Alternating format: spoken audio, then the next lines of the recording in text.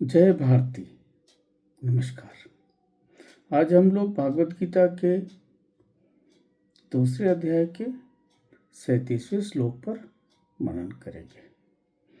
तो हमेशा की तरह पहले श्लोक पढ़ते हैं।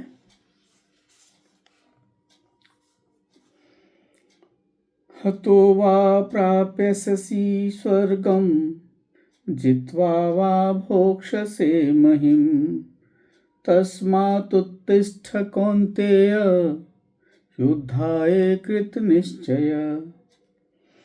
यहाँ भगवान कृष्ण जो हैं वो आप देख ही चुके हैं पिछले श्लोकों में कि बहुत चीज़ समझाने का प्रयास कर रहे हैं और उसके बाद ये कह रहे हैं अंत में कि या तो तू युद्ध में मारा जाकर स्वर्ग को प्राप्त होगा। अगर तू युद्ध में मारा जाएगा तो स्वर्ग को प्राप्त होगा, और अगर संग्राम में जीत जाएगा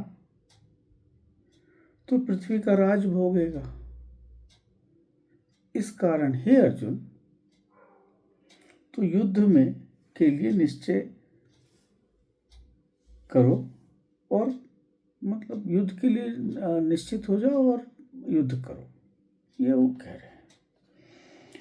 तो चूँकि पीछे बहुत ज़्यादा समझा चुके हैं तो अंत में वो अब उसको फाइनल जैसा कुछ करने का प्रयास कर रहे हैं।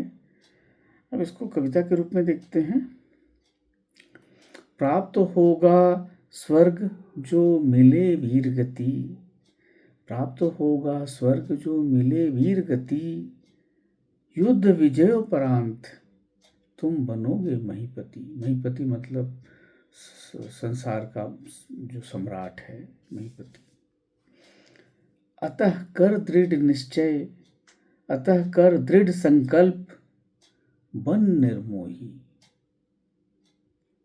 उठो कौन्तेय, है युद्ध ही एक नियति। और तुम्हारे पास अब युद्ध के अलावा और कोई नियति है नहीं।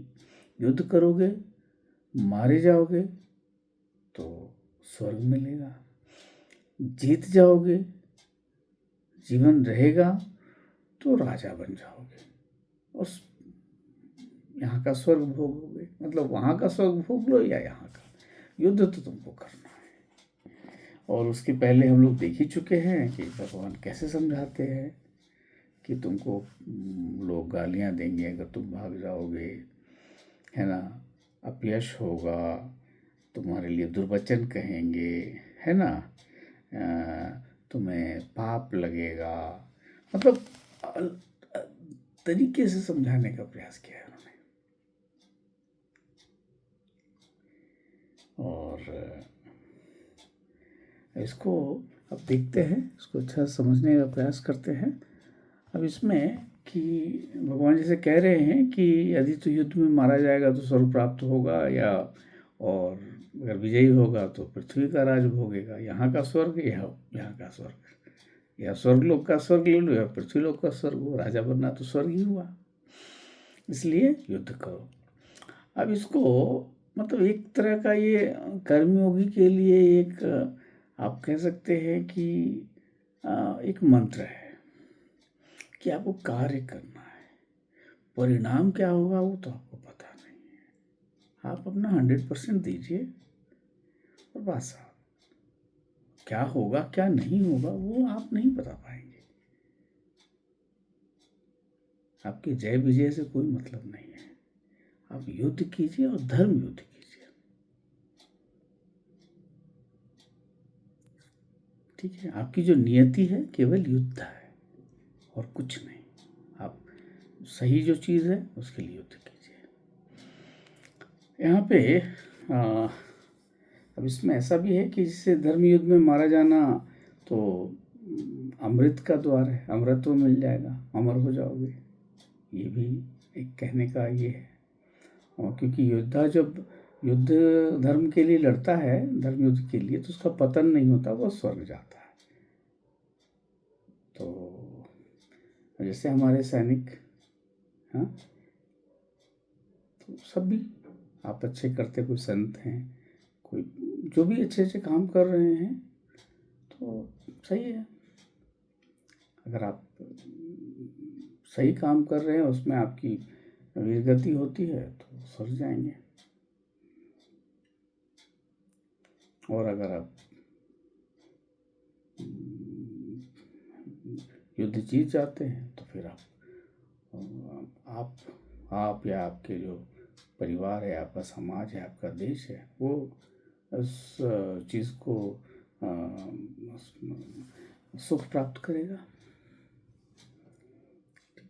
तो ये दूसरी चीज़ है, इसमें ऐसा भी कह सकते हैं कि जो स्वर्गलोक है वो केवल स्वर्गलोक नहीं है, कर्तव्य पालन करने की जो शक्ति मिलती है ना, आत्मिक शक्ति, वो भी कह सकते हैं इसको, कि आप उस रूप से भी देख सकते हैं। तो अगर आपने धर्म के लिए अपने प्राण न्यौछावर कर दिए तो आत्मा के स्तर पर आप जीवन मुक्त हो गए, मतलब तो धर्म के लिए आपने अपने शरीर का ये कर दिया। इसी को मतलब आप कह सकते हैं यही लोक कल्याण भी है।